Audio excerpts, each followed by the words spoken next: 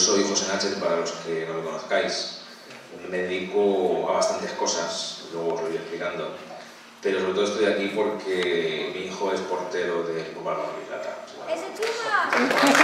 Desde junio, que fue el viaje, hasta el día de hoy, empezamos a sumar cada vez más organizaciones. Es decir, aquí tenemos prácticamente a casi toda la familia de la base del club, que es un poco por lo que trabajamos. Yo me he preocupado siempre de intentar conectar con la calle, ¿no? Porque la calle es el territorio en el que suceden las cosas y pienso que el sistema educativo en general se ha ido alejando demasiado de lo que es la vida cotidiana. Lo mal que estamos dándoles de comer y lo que los estamos alejando de la calle, del caminar y del ejercicio físico.